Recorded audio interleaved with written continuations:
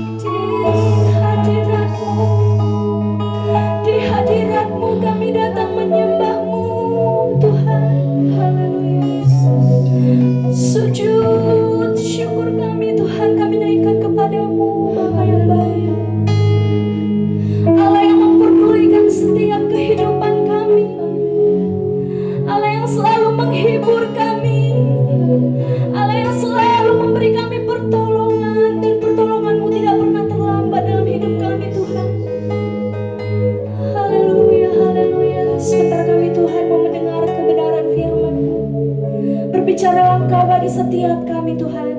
Dan kami siap Tuhan Yesus untuk menerima firman-Mu. Terpujilah Engkau dulu, sekarang, sampai selama-lamanya. Haleluya, haleluya, amin. Shalom saudara yang terkasih dalam nama Yesus. Puji Tuhan, pada hari ini kita boleh ada di minggu yang kedua daripada bulan September. Bahkan dalam minggu ini kita bersyukur, mengucap syukur untuk Gereja Sidang Jemaat Allah Kados yang pada tanggal 10 September kita merayakan hari ulang tahun yang ketiga, ya. Dan walaupun itu dirayakan pada tanggal 9 September yang lalu, tapi kita bersuka cita karena kita menyadari bahwa Gereja Sidang Jemaat Allah Kados tidak berdiri sendiri, tapi begitu banyak orang yang mengasihi kita dan yang berdoa, yang melayani bersama-sama, punya visi yang satu untuk membesarkan kerajaan surga, memberitakan Injil, menyatakan kasih karunia-Nya melalui kehidupan kita. Pada hari ini, saudara yang terkasih, mari kita akan bersatu dalam doa untuk kita akan mendengarkan firman Allah. Bapa kami dalam surga, terima kasih Tuhan untuk pagi hari ini. Tuhan memberikan kami nafas kehidupan, memberikan kami kesehatan. Perlindungan Tuhan nyata, pembelaan Tuhan nyata, pertolongan Tuhan nyata, anugerah Tuhan nyata bagi kami Tuhan. Kami mau bersyukur buat anugerah-Mu dan perlindungan Tuhan dan kasih setia-Mu bagi kami. Terima kasih buat anugerah-Mu Tuhan. Pada hari ini, siapkan hati kami untuk mendengarkan firman Allah. Roh Kudus, singkapkan mata rohani kami dari selubung yang menutup dan telinga hati kami. Bahkan Tuhan Yesus, hati kami bajaklah Tuhan. Kami berdoa setiap firman Allah tidak akan pernah kembali dengan sia-sia. Allah akan menjamah setiap orang dengan kasih dan anugerah-Mu Tuhan. Dari rumah-Mu yang kudus ini Tuhan, akan terdengarlah berita yang akan menuntun banyak orang datang kepada Tuhan. Dipulihkan, dibaharui, dididik dalam kebenaran, menjadi serupa dengan Kristus. Sampai akhir nanti kami ketika mendengar sangkakala, kami semua bersama-sama gereja-Mu untuk terangkat bertemu dengan Tuhan di awan-awan. Kami sambut firman-Mu dan kami beri hormat kepada Allah yang berfirman bagi kami pada hari ini. Dalam nama Yesus kami berdoa dan bersyukur. Haleluya. Amin. Saudara yang terkasih dalam nama Yesus, tema firman Allah pada hari ini saya beri judul adalah My Precious Gift. Persembahanku yang berharga. Pemberianku yang berharga. Saudara, setiap orang pasti sangat suka menerima satu pemberian, suatu persembahan, apapun dan dari siapapun dan siapapun saudara. Betul nggak saudara ya? Setiap orang akan suka menerima satu persembahan, dan apalagi persembahan itu adalah persembahan yang terbaik yang diberikan orang itu bagi engkau dan saya. Atau mungkin ketika engkau ulang tahun ada surprise yang diberikan oleh orang-orang sekelilingmu, ya. Dan itu akan membangunkan semangatmu, akan menyatakan, oh rupanya orang itu menghargai, orang itu sangat mengasihi, peduli kepadaku. Dan kita juga memperingati ulang tahun kita yang ketiga dalam minggu ini. Juga kita betapa hati kita mengucap syukur bagaimana tangan Tuhan yang luar biasa memberikan pemberian-pemberiannya yang luar biasa untuk kita bisa bertahan, untuk kita bisa bertumbuh sampai dengan pada hari ini. Luar biasa. Nah saudara yang terkasih dalam nama Yesus, sebelum nanti kita akan mendengarkan firman Allah yang akan diambil dari Lukas 21 mulai dari ayat 1 sampai dengan 4, saya ingin kita memanggil 2 orang relawan yang hadir pada hari ini, para pelayan yang ikut dalam ibadah hari ini, untuk melakukan ilustrasi. Baik saudara yang terkasih dalam nama Yesus, mari kita lihat ilustrasi pada pagi hari ini sebelum kita mendengar firman Tuhan. Ibu Tir, saya ingin memberi sesuatu bagimu. Hans, Ibu. Aku perlu duit lah Hans. Untuk apa? Adalah, bagilah. Betul lah, Bu. Iya, lagi nggak ada duit aku. Boleh nggak pinjam? Boleh. Tapi pinjamnya 5 juta. Wow, nggak cukup lah Bu duitnya, Bu. Ah, kau kan kaya. Banyaknya duitmu di bank, pura-pura aja. Itu nggak tahu. Nggak ada. Jujur lah. Hah? Nggak ada segitu, Bu. Jadi berapa? 100 ada, Bu. Masa 5 juta dikasih 100 ya? Ya kan bisa ngumpulin pas 9 lagi, Bu. Gak apa-apa lah kalau gitu, mintalah.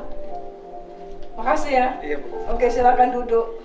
Baik saudara yang terkasih, kalau kita lihat judulnya, bahwa persembahan, pemberian. Pada umumnya setiap orang akan lebih suka menerima, betul ya? Kalau kita lihat tadi ilustrasi tadi, ketika saya memberikan pemberian kepada ibu tadi, ibu Tiur tadi, dia nggak nanya, dia nggak komen, pokoknya dia terima aja. Betul nggak saudara ya? Dia terima aja. Nah, tetapi ketika saya meminta uangnya si Hans, karena saya misalnya perlu uang, misalnya mau berobat, perlu 5 juta. Hans tidak langsung mengeluarkan duitnya. Tapi dia akan bertanya, logikanya main, ya kan? Untuk apa, Bu? Ah, gak ada duitku. Dia langsung berkata, dia melihat kondisinya. Kalau aku kasih sama ibu ini, apa iya?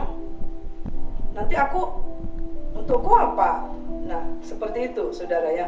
Nah, saudara yang terkasih, pada hari ini kita akan mau belajar apa yang Alkitab katakan tentang persembahan. Apakah kehidupan kita yang sudah lama menyebutkan diri kita adalah pengikut Kristus, sudahkah kita memberikan persembahan, pemberian yang terbaik kepada Tuhan? Kita akan baca dalam kitab Lukas 21 ayat 1 sampai dengan 4. Ketika Yesus mengangkat mukanya, ia melihat orang-orang kaya memasukkan persembahan mereka ke dalam peti persembahan. Ia melihat juga seorang janda miskin memasukkan 2 peser ke dalam peti itu. Lalu ia berkata, "Aku berkata kepadamu, sesungguhnya janda miskin ini memberi lebih banyak daripada semua orang itu. Sebab mereka semua memberi persembahannya dari kelimpahannya, tetapi janda ini memberi dari kekurangannya, bahkan ia memberi seluruh nafkahnya." Saudara, ketika kita melihat perikop ini, saudara, apa yang kita akan belajar di sini? Saudara, yang pertama kita lihat bahwa Yesus melihat persembahanmu. Di dalam ayat yang Lukas 21 ayat 1 dan 2 dikatakan, Yesus melihat orang-orang kaya memberikan persembahan ke kotak persembahan. Ayat yang kedua, ayat itu berkata bahwa Yesus melihat juga, ayat itu berkata, seorang janda miskin memasukkan 2 peser ke dalam peti persembahan. 2 peser itu adalah nilai mata uang yang sangat kecil di Israel pada waktu itu. Dan kalau kita lihat saudara dalam Kejadian 4, ayat 4 sampai dengan 5, demikian juga Tuhan melihat bagaimana orang yang pertama, yaitu Kain dan Habel, yang belajar memberikan persembahan kepada Tuhan. Kita akan baca dalam Kejadian 4 ayat 4 sampai 5. Habel juga mempersembahkan korban persembahan dari anak sulung kambing dombanya, yakni lemak-lemaknya. Maka Tuhan mengindahkan Habel dan korban persembahannya itu. Tetapi Kain dan korban persembahannya tidak diindahkannya. Lalu hati Kain menjadi sangat panas dan mukanya muram.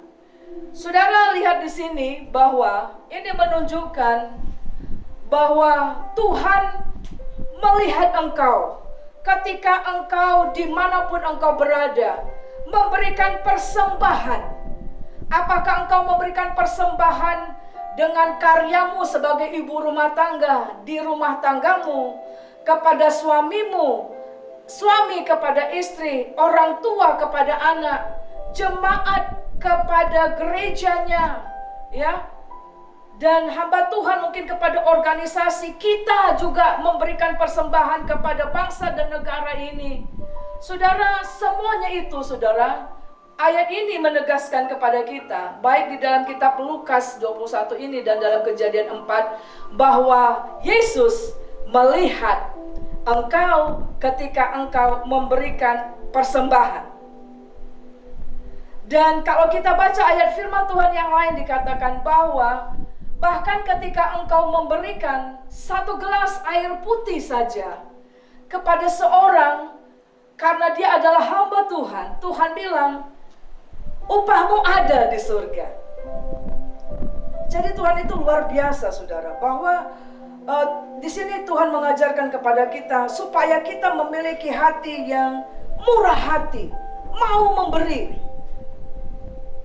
untuk kemuliaan bagi nama Tuhan dan dimanapun kita berada. Kemudian ayat yang ketiga saudara, kita belajar di sini. Ayat itu berkata, Lukas 21 ayat 3, lalu ia berkata, aku berkata kepadamu, sesungguhnya janda miskin ini memberi lebih banyak daripada semua orang itu, ya. Dan di dalam Kejadian 4 ayat 4 sampai 5 juga di situ dikatakan bahwa persembahan Habel itu diindahkan, diterima oleh Tuhan. Tetapi persembahan Kain itu tidak diindahkannya. Berarti kita belajar di sini, Tuhan sedang memberikan pembelajaran bagi kita umatnya, bahwa ternyata saudara ada persembahan yang menyenangkan hati Tuhan, yang dia terima, ada yang tidak saudara. Pandangan manusia tentang memberikan persembahan dengan pandangan Tuhan itu berbeda saudara. Mungkin di dalam hubungan kemasyarakatan di mana-mana, biasanya orang-orang yang punya jabatan, orang-orang yang punya kekayaan, ya, itu ada orang-orang yang diperhatikan, orang-orang yang dianggap orang-orang yang dapat VIP atau bahkan VVIP, ya. Kalau kita dalam satu pertemuan resmi atau bagaimana, itu kursinya ada ditulis itu VVIP, tidak boleh sembarangan. Tetapi saudara, dalam hal ini kita melihat bahwa Tuhan tidak melihat tampilan yang luar. Tuhan gak melihat orang-orang banyak itu, ahli-ahli Farisi itu, ahli-ahli Taurat itu, ketika dia memberi satu gepok uang yang begitu banyak dibandingkan dengan janda miskin ini yang hanya 2 peser. Kalau 2 peser, 2 peser itu ada orang yang mengkalkulasinya saudara.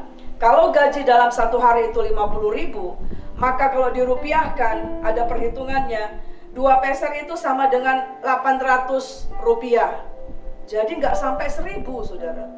Tukang parkir aja sekarang parkirnya berapa saudara? 3.000 paling rendah, ya. Mobil 5.000, bahkan kalau di mal-mal 15 saudara kalau semakin panjang. Tetapi Tuhan berkata bahwa janda miskin ini disebutkan persembahannya lebih banyak daripada orang yang banyak itu. Nah, berikutnya saudara, kita lihat di sini bahwa ternyata kita harus belajar untuk mengintrospeksi diri kita. Apakah hidupku sudah memberikan persembahan yang benar dan yang berkenan kepada Allah? Ada 4 ciri untuk kita mengetahui bahwa persembahan itu adalah yang benar dan yang berkenan kepada Allah. Dari kisah ini, dari 2 kisah ini. Yang pertama adalah di dalam Lukas 21 ayat 4. Sebab mereka semua memberi persembahannya dari kelimpahannya, tetapi janda ini memberi dari kekurangannya, bahkan ia memberi seluruh nafkahnya. Nah, saudara lihat di sini, ciri yang pertama persembahan yang benar dan yang berkenan kepada Allah adalah ketika kita memberi sebagai pengorbanan.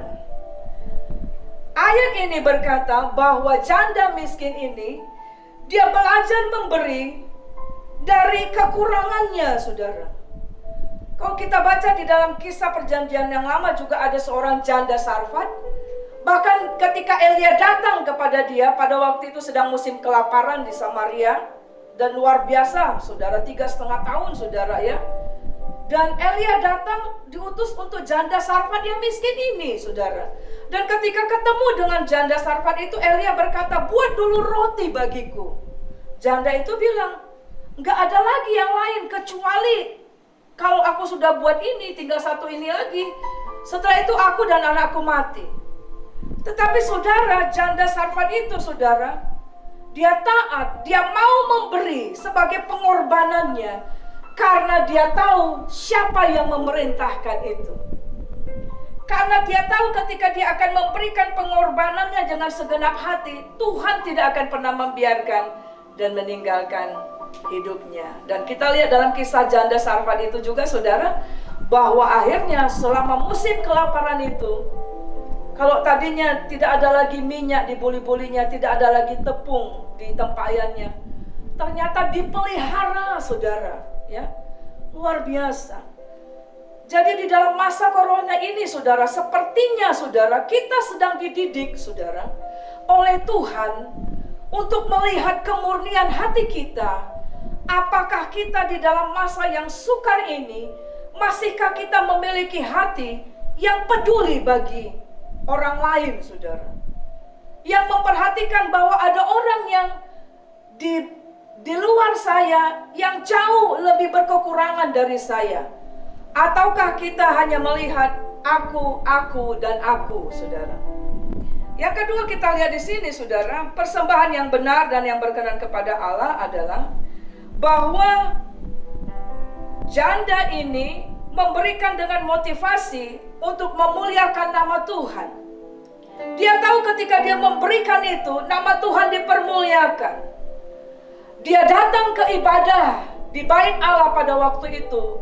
Ada pujian yang mengatakan, ku tidak datang dengan tangan yang hampa. Ada ya lagu pujian itu, ada ayat firman Tuhan. Dia tidak datang ke rumah Tuhan dengan tangan yang hampa, saudara. Tetapi kalau kita lihat bahwa para orang-orang yang terhormat itu, dikatakan mereka memberi sebagai satu pencitraan. Itu dijelaskan di dalam pasal sebelumnya, di dalam Lukas pasal 20 ayat 46 sampai dengan 47. Yaitu mereka suka memberi dengan motivasi untuk menerima penghormatan, untuk duduk di tempat-tempat terhormat, tapi dia menelan rumah janda-janda dan mengalabui mata orang, saudara. Dan persembahan yang diberikan dengan motivasi bukan untuk memuliakan nama Tuhan, itu bukanlah persembahan yang benar, itu bukanlah persembahan yang berkenan kepada Allah. Apakah ketika engkau dan saya memberikan persembahan kepada Tuhan, mungkin talentamu, mungkin bakatmu, mungkin apa saja, milikilah hati yang mempunyai motivasi. Mungkin tidak seberapa seperti janda itu, tapi dengan 2 peser itu, dengan apa yang ada, mungkin dalam kekurangan kita mau belajar memberi.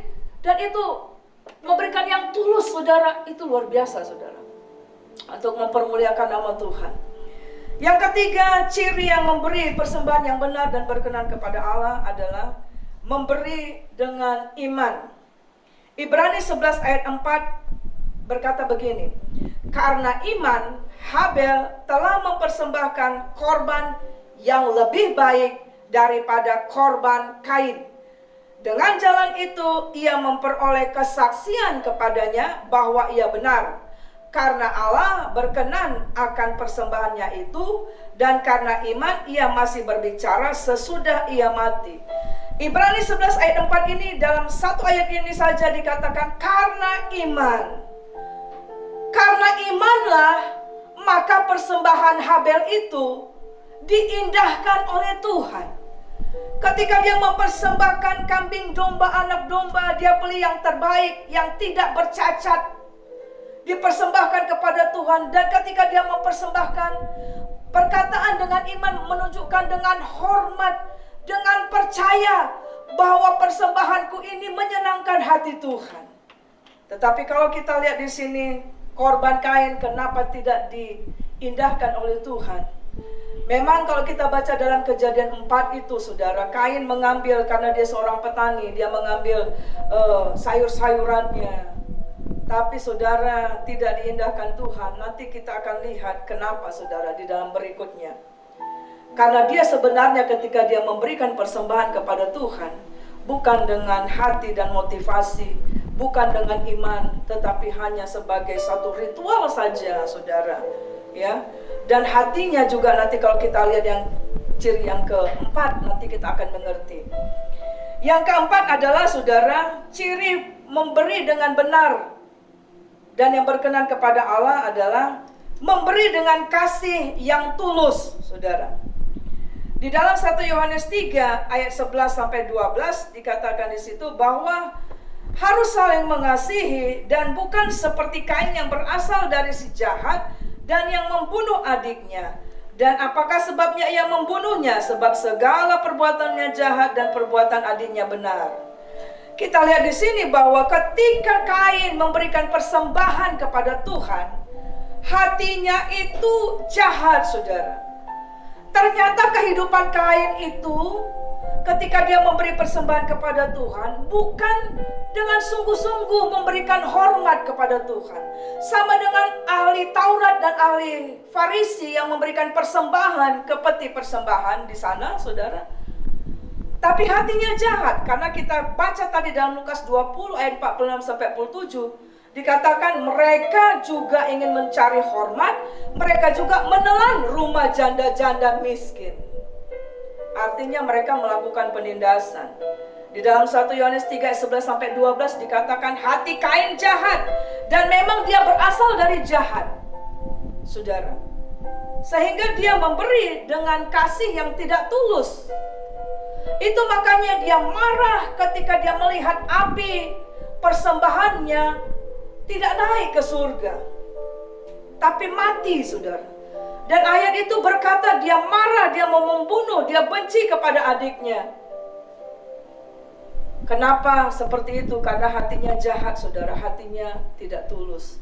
Nah, oleh sebab itu ciri persembahan yang benar dan yang berkehendak kepada Tuhan adalah mari memberi dengan kasih yang tulus. Bahwa ketika kita memberi bagi kemuliaan bagi nama Tuhan, kita tahu nama Tuhan dipermuliakan. Kita tahu bahwa apa yang kita lakukan itu menyenangkan hati Tuhan. Nah, selanjutnya saudara, bagaimana prakteknya kita untuk dapat bisa memberi persembahan yang benar dan berkenan kepada Allah? Mari kita akan baca dalam kitab Roma 12 ayat 1 sampai dengan 2.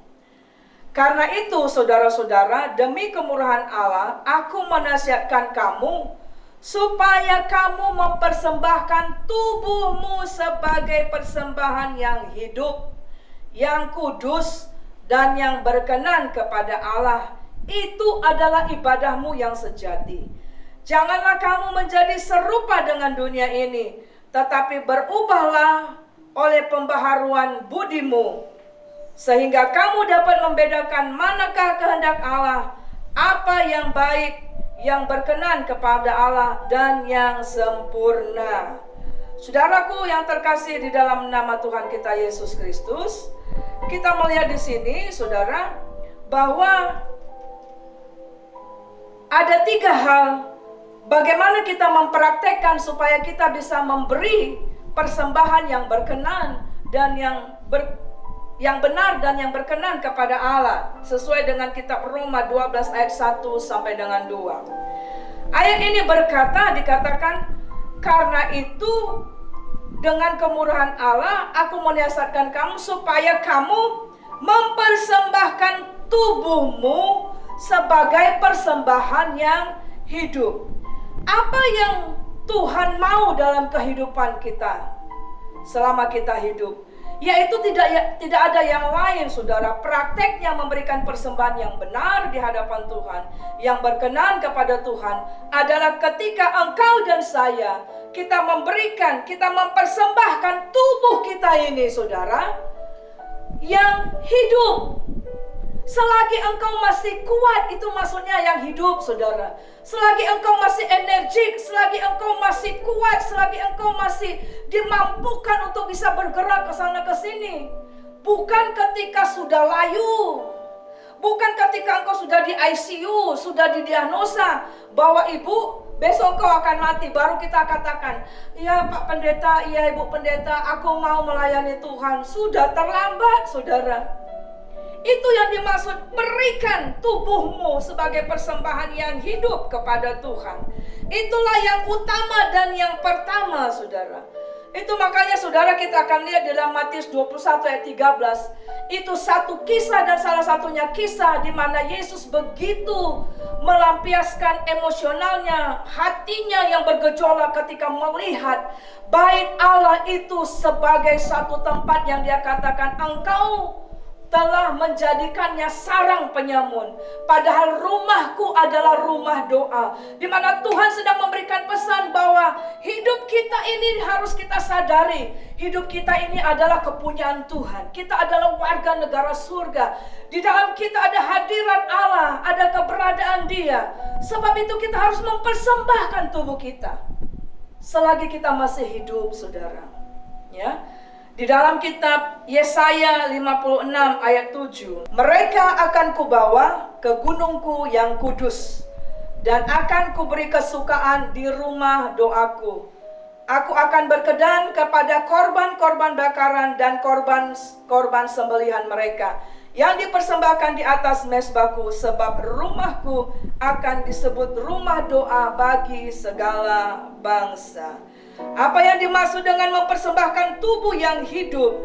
Itu berbicara selama kita masih hidup, saudara, kita mau dibawa oleh Tuhan. Ayat itu berkata, ku bawa ke gunungku yang kudus. Kita mau merelakan dengan sengaja kehidupan kita untuk mengejar kekudusan, untuk naik level setiap hari, untuk naik level dalam kekudusan dan menyenangkan hati Tuhan. Dan selanjutnya ayat itu dikatakan, dan kesukaannya di rumah doaku, saudara. Yaitu ketika kita sudah ambil komitmen untuk menguduskan nama Tuhan dalam kehidupan kita, maka saudara, dalam hidup kita yang masih hidup ini akan mengalir doa-doa yang akan berdoa bagi segala bangsa, bagi keselamatan keluarga, bagi keselamatan bangsa dan negara ini, dan bagi keselamatan siapa saja, saudara. Itu yang dimaksud bahwa ada gairah penginjilan di sana, ada gairah doa di sana, ada gairah yang haus dan lapar akan firman Tuhan di sana, karena ada kehidupan di sana. Tapi kalau hidupmu sudah mati, saudara, sama dengan kayu ini sudah mati, saudara, mati, dipukul apa saja nggak punya respon apapun. Artinya, saudara, kalau engkau sepertinya engkau hidup secara jasmani, tapi engkau tidak bergeming untuk mengasihi orang lain, untuk menangisi mereka yang dalam dosa, itu namanya mati, saudara. Kalaupun kita memberikan persembahan kepada Tuhan, Tuhan bilang itu persembahan yang mati, saudaraku. Nah, yang kedua kita lihat, ayat itu berkata, persembahkan tubuhmu yang hidup, selanjutnya yang kudus. Yang kedua adalah yang kudus. Kalau kita melihat di dalam Kitab Kejadian pasal 4, bahkan ini adalah prototipe di mana Yesus mengajarkan cara memberikan persembahan yang benar kepada Allah, yaitu mereka harus mempersembahkan korban yang masih muda, ya, masih muda, domba jantan yang tidak bercacat. Saudaraku yang terkasih dalam nama Yesus, kita baca dalam kitab Ibrani 9 ayat 14 berkata begini, betapa lebihnya darah Kristus yang oleh roh yang kekal telah mempersembahkan dirinya sendiri kepada Allah sebagai persembahan yang tidak cacat, akan menyucikan hati nurani kita dari perbuatan yang sia-sia, supaya kita dapat beribadah kepada Allah yang hidup. Dalam kitab Ibrani ini, saudaraku, Yesus Kristus memberikan teladan kepada kita untuk dia mempersembahkan dirinya sendiri, yaitu persembahan yang tidak cacat, saudara, yang kudus, saudara. Betapa kita juga ketika kita belajar memberikan persembahan kepada Tuhan, apakah kita sudah memberikan persembahan yang terbaik kepada Tuhan, yang kudus, saudara, yang terbaik, saudara. Dari beberapa hal yang pernah kami lihat, masih ada beberapa orang ketika kita melihat kantong kolektor, masih memberikan. Bahkan ada dimasukkan kertas-kertas yang kosong, puntung korek api, kertas bungkus rokok. Ada yang sudah koyak, ada yang koyak, ada yang sudah diremes-remes, saudara. Ada yang sudah dicoret-coret. Itu namanya kita tidak memberi persembahan yang kudus kepada Tuhan. Kalau kita saja, saudaraku, kalau kita ingin menerima uang, misalnya kalau kita dalam adat itu ya, ada tortor segala macam itu orang yang punya pesta nggak mungkin dia akan siapkan uang yang sudah lecek-lecek, betul nggak saudara? Itu ditukarnya itu, orang mau pergi lebaran, bagi-bagi duit ke kampung, itu ditukar di bank supaya dapat uang yang baru, yang harum. Kenapa kita memberi persembahan yang cacat kepada Tuhan, saudara? Nah, pada hari ini kita mau belajar, saudara, hakikat itu, yaitu mari kita akan belajar memberi yang terbaik bagi kerajaan surga yang tidak bercacat, tetapi yang terbaik, yang sesuai dengan kehendak Tuhan. Disebutkan di situ yang kudus. Yohanes 17 ayat 17 berkata, kuduskanlah mereka di dalam kebenaran, firman-Mu adalah kebenaran. 1 Petrus 1 ayat 14 sampai dengan 15 dikatakan supaya kita taat, saudara, supaya kita tidak menuruti hawa nafsu dalam kebodohan kita. Setiap hari hidup kita, saudara, harus masuk di dalam kekudusan yang dipimpin oleh kebenaran firman Tuhan. Ayat itu berkata, firman-Mu menguduskan. Di dalam Yohanes 15 juga dikatakan, Yohanes 15 ayat 3, kamu memang telah bersih oleh firman-Ku. Jadi firman Allah yang engkau baca, firman Allah yang engkau dengar selalu, itu seharusnya membersihkan hati nurani kita dari perbuatan yang sia-sia, saudara. Sehingga motivasi kita memberikan persembahan dalam bentuk apapun, dalam pekerjaan kita, di dalam karya apapun, dalam ladang pekerjaan Tuhan, dalam apapun, kita boleh akan memberikan yang terbaik. Berbicara kekudusan, berbicara dikatakan kita taat melakukan seperti Yesus. Walaupun ketika dia akan pergi ke kayu salib di Getsemani, dia berkatakan terlalu sulit. Bahkan di kayu salib dia katakan, Eli, Eli, lama sabachthani, kenapa engkau meninggalkan aku? Artinya terlalu sukar pemberian dirinya yang untuk seluruh umat manusia. Tetapi dia taat, saudara. Dia taat. Pada waktu Petrus pernah, saudara, berkata, ketika Yesus menyatakan bahwa Yesus akan mati di kayu salib, Petrus pernah berkata kepada Yesus, Guru, jangan ke sana. Petrus coba menghalangi, tapi pada waktu itu Yesus katakan, enyalah engkau iblis. Tuhan tidak berkata kepada Petrus, tapi iblis yang menguasai pola pikirannya untuk menggagalkan dia memberikan persembahan yang terbaik. Itu ditolaknya di dalam namanya yang berkuasa. Kenapa? Karena dia mau taat, dia tidak mau mengikuti hawa nafsu yang dalam kebodohan. Kekudusan berbicara bahwa, saudara, jangan ambil keputusan yang bodoh pada masa sukarmu, saudara. Karena terjepit, karena apapun, saudara. Tetapi harus tahu bahwa hidup kita ini hakikatnya adalah menguduskan Tuhan. Di dalam perkataan kita, di dalam tingkah laku kita, di dalam pemberian kita, di dalam apapun dalam hidup kita.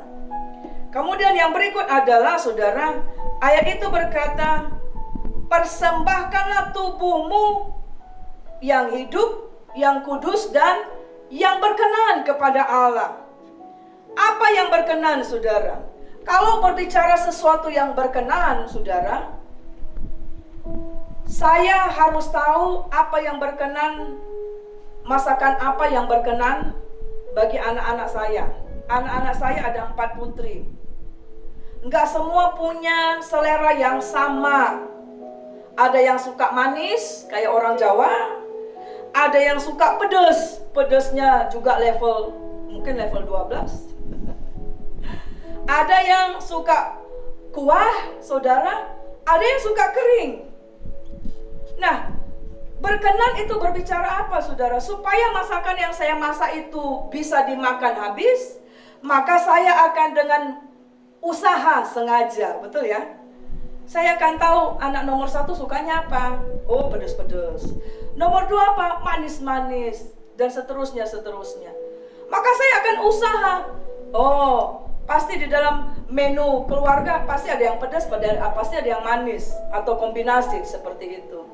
Nah, yang disebutkan persembahan tubuhmu yang berkenan kepada Tuhan, artinya kita harus mengetahui isi hati Tuhan. Kita harus selalu bertanya, apa ya Tuhan dalam setiap hari dalam hidupku yang berkenan kepadamu. Maka yang dimaksudkan di sini adalah satu usaha yang sengaja. Di dalam kitab Efesus 5 ayat 9 sampai dengan 12. Karena terang hanya berbuahkan kebaikan dan keadilan dan kebenaran. Dan ujilah apa yang berkenan kepada Tuhan. Janganlah turut mengambil bagian dalam perbuatan-perbuatan kegelapan yang tidak berbuahkan apa-apa, tetapi sebaliknya telanjangilah perbuatan-perbuatan itu. Sebab menyebutkan saja pun apa yang dibuat oleh mereka di tempat yang tersembunyi telah memalukan. Saudara lihat di sini, yang berkenan kepada Tuhan, ayat 10 dikatakan uji segala sesuatu. Apakah itu berkenan kepada Tuhan? Dan dikatakan di situ untuk mengatakan apa yang dibuat orang kenajisan di tempat tersembunyi saja sudah malu. Itu yang berkenan kepada Tuhan. Jadi apa yang masuk di sini? Contohnya kita membicarakan aib orang juga sudah seharusnya malu. Sesuatu yang tidak membangun seharusnya kita malu. Kemudian saudara, apa yang berkenan? Ibrani 11 ayat 6 saudara. Ayat itu berkata, tanpa iman tidak mungkin orang berkenan kepada Allah. Jadi ketika janda itu memberikan persembahan, bahkan mungkin itu seluruh nafkahnya saudara, maka dia percaya bahwa Tuhan, ketika aku memberi yang terbaik kepada Tuhan, pasti Engkau akan memeliharakan aku. Pasti Tuhan akan menghalaukan belalang pelahap. Pasti Tuhan akan melindungi, mencukupkan segala keperluanku. Itu yang dikatakan punya iman, saudara. Karena ketika kita memberikan persembahan kepada Allah, itu berarti kita harus sadar ada Allah yang menerima. Betul nggak, saudara ya? Itu yang dimaksud. Ketika engkau menaikkan pujian, engkau harus percaya bahwa pujianmu itu engkau naikkan kepada Allah. Dan Allah itu ada mendengarkan. Bahkan dikatakan Mazmur, dikatakan Allah itu bertata di atas pujian kita. Ketika kita berdoa, kita percaya bahwa doa yang kita naikkan itu Tuhan mendengar dan menjawab kita. Nah, itu yang dimaksudkan, dan itu semua harus dilakukan dengan usaha yang sengaja. Apalagi maksudnya persembahan yang berkenan kepada Allah, yaitu di dalam Roma 12 ayat 2. Ayat itu berkata bahwa jangan lagi kamu serupa dengan dunia ini. Jadi kalau kita mengatakan kita pengikut Tuhan, anak Tuhan, seharusnya dunia bisa melihat perbedaan hidupmu, cara engkau berbicara, cara engkau mengambil keputusan, cara engkau mencari jodoh, cara engkau bekerja, seharusnya beda. Karena dikatakan jangan serupa, itu yang Tuhan mau. Kalau engkau baca dalam kitab Amsal dan Mazmur, atau dikatakan orang yang sedang usaha, neracanya itu ada yang neracanya serong. Ya. Kalau anak Tuhan seharusnya ketika dia menimbang, timbangannya itu yang betul. Saudara pernah mendapat timbangan, misalnya engkau beri gula 1 kilo, ketika engkau pulang yang dapat berapa? 8 ons, 9 ons. Itu yang membuat itu anak Tuhan apa enggak? Kalau anak Tuhan pula yang buat seperti itu, dikatakan ayat 2 ini, dia harus berubah. Dikatakan, dan harus engkau berubah oleh pembaharuan budimu. Setiap hari kita harus dibaharui budi kita, saudara, untuk tidak serupa dengan dunia, menjadi karakter Kristus. Itulah persembahan yang berkenan kepada Tuhan, ya. Dan di dalam 1 Samuel 15 ayat 22, saudara, di situ juga apa yang berkenan kepada Tuhan, yaitu ketika kita mendengar suaranya dan taat melakukan tepat seperti apa yang Tuhan katakan. Kita akan baca dalam 1 Samuel 15 ayat 22. Ayat itu berkata, tetapi jawab Samuel, Apakah Tuhan itu berkenan kepada korban bakaran dan korban sembelihan, sama seperti kepada mendengarkan suara Tuhan? Sesungguhnya mendengarkan lebih baik daripada korban sembelihan, memperhatikan lebih baik daripada lemak domba-domba jantan. Saudara, di sini apa yang berkenan kepada Allah? Ternyata ayat ini dikatakan bahwa yang Tuhan mau adalah kita lebih mendengarkan suaranya. Dan ketika kita mendengar suaranya, kita mau taat dan melakukan apa yang Tuhan mau. Dalam kisah ini itu yang membuat kenapa Raja Saul akhirnya dipecah kerajaannya, dirobek kerajaannya. Karena dia tidak taat mendengar suara Tuhan. Dia mengambil korban lembu sapi yang dilihatnya baik-baik. Dia pikir itu menyenangkan Tuhan. Tuhan bilang hancurkan rajanya dan seluruh hewan-hewan di sana. Tetapi Raja Agag tidak dibunuhnya. Tetapi hewan-hewan yang baik-baik, saudara, diambilnya. Ketika ditanya oleh Samuel, dia katakan, ini aku bawa untuk persembahan kepada Tuhan. Dan ayat ini berkata, Tuhan tidak berkenan. Karena Tuhan sudah bilang binasakan. Nah, saudaraku yang terkasih, sama dengan ketika kita di dalam hubungan kita dengan Tuhan, di dalam prakteknya dalam hidup kita sehari-hari, saudara. Ya, kadangkala ada saat-saat di mana kita pikir kita menyediakan makanan atau sesuatu yang baik itu ya. Mungkin ketika kita masak makanan yang baik, kita sajikan kepada suami. Tetapi pada masa itu, yang dia butuhkan bukan itu sebenarnya. Dia mau kita duduk mendengarkan. Atau kadang ada anak yang membuat sesuatu, tapi dia tidak pernah yang baik bagi kita mungkin ya, kepada orang tua. Tapi dia nggak pernah mendengar dan dia tidak mau taat. Ini yang dimaksud, saudara. Kita harus mempersembahkan tubuh kita sesuatu yang berkenan kepada Tuhan. Saudara yang terkasih di dalam nama Yesus, ada pujian yang sangat begitu populer belakangan ini, yaitu mengatakan hidup ini adalah kesempatan, di mana selagi kita masih hidup, hidup kita berdampak, memberi yang terbaik bagi orang lain. Masa COVID ini adalah masa ujian bagi gerejanya Tuhan. Apakah kita tetap beribadah, mempersembahkan waktu kita untuk baca firman dan doa, untuk tetap memberikan persembahan hidup kita yang terbaik, tetap memberikan persembahan yang terbaik ke gerejanya Tuhan, ke hadapan Tuhan, kepada orang-orang yang di luar sana, atau apa, saudara? Karena masa sekarang, gembala tidak bisa melihat langsung jemaatnya, dan engkau juga tidak bisa dimonitoring oleh siapapun. Gereja-gereja besar tidak bisa melihat ribuan jemaat lagi yang datang, saudara. Dan di masa sekarang juga kita dalam kondisi yang seperti itu menjadi pilihan bagi kita. Ketika orang itu mengalami satu masa COVID-19, justru dalam masa itu dia sendiri. Disitulah nanti akan ketahuan bagaimana respon dia, ibadah dia, persekutuannya dengan Tuhan.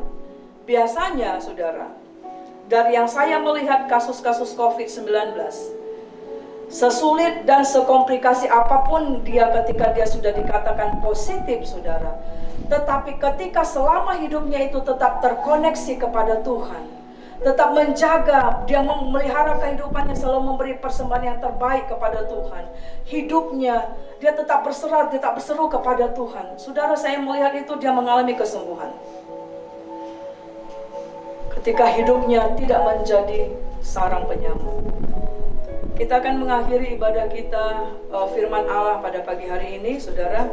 Ayo renungkan pada hari ini, apakah engkau sudah mempersembahkan yang terbaik bagi Tuhan? Talentamu, persembahanmu di keluarga, di gereja Tuhan, atau dimanapun, sudahkah engkau selalu beri yang terbaik kepada Tuhan? Sudahkah engkau memberikan dengan hati yang tulus untuk memuliakan nama Tuhan? Sudahkah engkau memberikan dengan hati, dengan pengorbanan, tanpa menuntut balasan, saudara? Tapi kita tahu Allah melihat dan memperhitungkan itu semua. Kristus sudah memberikan yang terbaik di kayu salib. Allah telah memberikan satu-satunya yang paling berharga, yaitu anaknya, yaitu dirinya sendiri untuk bagi kita. Apa yang kita berikan bagi Tuhan?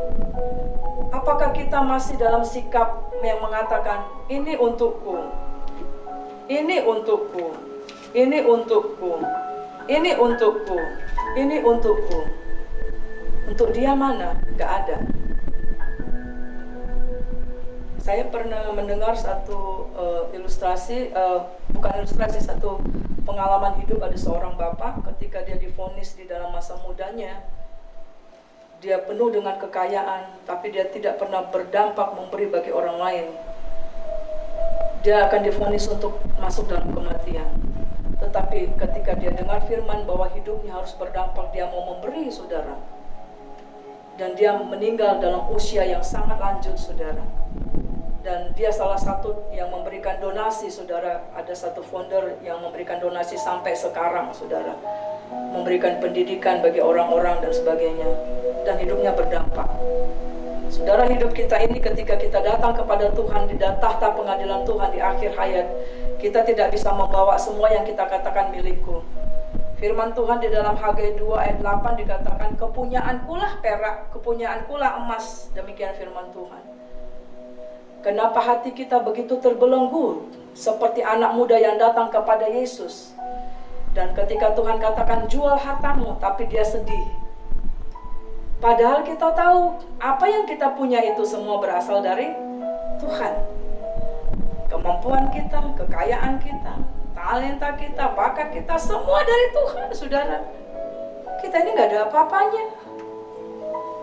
Sebab itu mari buka hatimu. Mari, Roh Kudus akan membaharui kita. Berubahlah, jangan serupa dengan Tuhan. Baharui dengan pembaharuan budimu setiap hari. Haleluya. Saudara yang terkasih, ambil komitmen ketika engkau sudah dengar firman Allah pagi ini, untuk mulai saat ini engkau mempersembahkan tubuh sebagai persembahan yang hidup, sebagai persembahan yang kudus, sebagai persembahan yang berkenan kepada Allah. Untuk engkau jangan serupa dengan dunia, tapi setiap hari dibaharui budimu di dalam Tuhan. Mari naikkan pujian ini dari hatimu. Bapa, ku persembahkan tubuhku sebagai persembahan yang hidup, kudus dan yang berkenan padamu, sebagai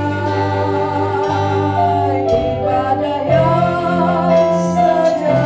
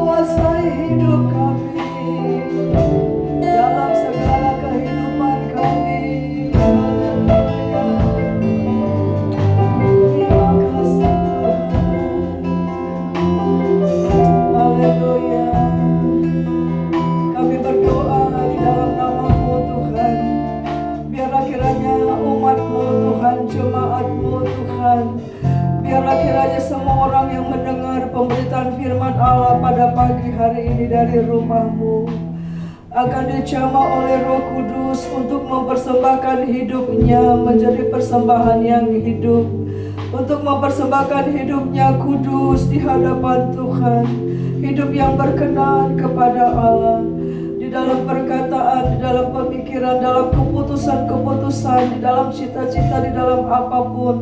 Tolong kami Tuhan Yesus untuk memberikan persembahan yang terbaik, persembahan yang berharga, segala sesuatu yang berharga yang terbaik boleh kami persembahkan ke hadirat Tuhan. Sebagai kami ibu rumah tangga, kepala keluarga, sebagai anak, sebagai orang tua, sebagai jemaat Tuhan, sebagai warga negara Indonesia, Tuhan Yesus berikan kehidupan umat-Mu sebagai umat yang berdampak, yang mencerminkan karya-Mu di tengah dunia yang gelap ini ya Tuhan. Terima kasih untuk firman Tuhan, tidak akan kembali dengan sia-sia. Roh Kudus memberkati dengan tanda-tanda dan mujizat-mujizat Tuhan, dan orang tidak tahan untuk mencari hadirat-Mu, untuk bertelut dan berseru di dalam nama-Mu yang berkuasa. Dalam nama Yesus kami berdoa dan bersyukur. Haleluya. Amin. Puji Tuhan, tiba saatnya kita untuk memberikan persembahan kita. Sebelum itu, mari kita bersatu di dalam doa. Tuhan, terima kasih Bapa yang baik buat kasih setia-Mu. Tuhan Yesus, pada saat ini Tuhan kami memberi dari apa yang Tuhan telah berikan bagi setiap kami. Tuhan melihat tangan-tangan yang memberi Bapa yang baik. Tuhan Yesus, biarlah Tuhan persembahan kami ini menjadi dupa yang harum di hadapan Tuhan dan yang berkenan kepadamu Bapa yang baik. Terima kasih Tuhan Yesus, kami memberi dan kami memberi dengan sukacita. Terpujilah Engkau Tuhan, haleluya, amin.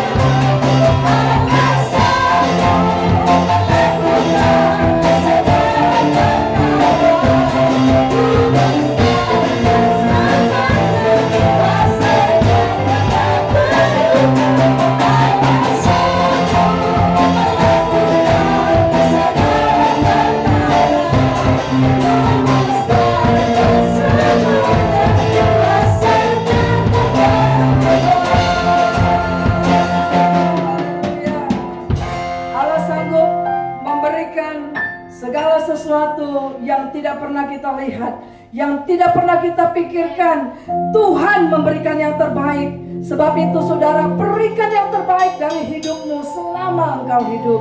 Kita akan mengakhiri ibadah kita pada hari ini. Mari kita akan bersama-sama, kami undang semua saudara akan bangkit berdiri, dan kita akan bersama-sama berdoa, doa yang diajarkan Tuhan bagi kita, doa Bapa kami. Kita bangkit berdiri saudara yang terkasih. Bapa kami yang di surga, dikuduskanlah nama-Mu, datanglah kerajaan-Mu, jadilah kehendak-Mu di bumi seperti di surga. Berilah kami pada hari ini makanan kami yang secukupnya, dan ampunilah kami akan kesalahan kami, seperti kami juga mengampuni orang bersalah kepada kami.